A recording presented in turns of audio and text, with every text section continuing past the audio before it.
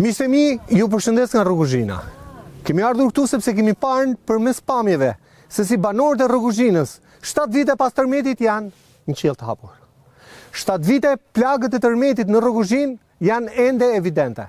Shikoni shtëpinë e shkatruar dhe një nën që rënkon, e cila jeton i ngrys dhe i gdhin netët në këtë karakatin që nuk mund të quhet më shtëpi. Është komplet e çar nënësie.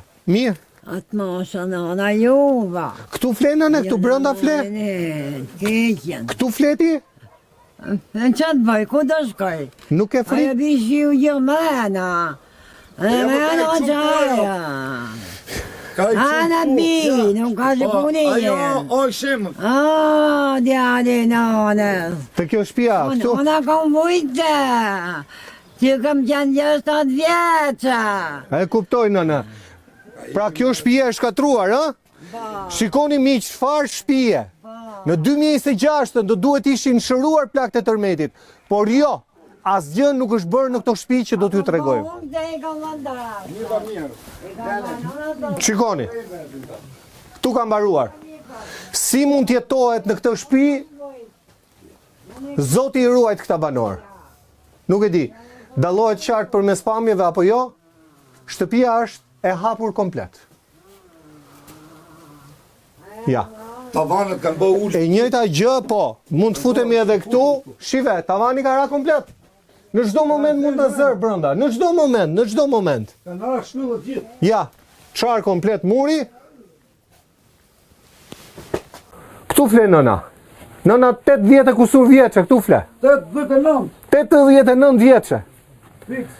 Me një mahall smundje, edhe fle këtu. Fle sot me nesër. Faleminderit non. Tani nuk është 1-2 shtëpi. Vetëm në Rruguzhinë thuhet se janë 48 shtëpi, të cilat kërkojnë ndërtim nga e para, totalisht nga e para. Por banorët, sikur na kanë thënë edhe më herët, po do na e thonë në emision, thonë se janë lënë jashtë listë. Ju jashtë liste se nuk e kanë emrin në listë. Në listë e kanë ata, po lek nuk po shohin. Fillim punimesh nuk po shohin.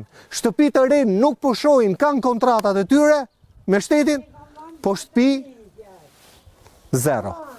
Tani, këto thashun, nga sa munda të mësoj, të tjera do i thonë banorët, sepse emisioni flet për me zërit banorëve. Banor, përshëndetje. Faleminderit.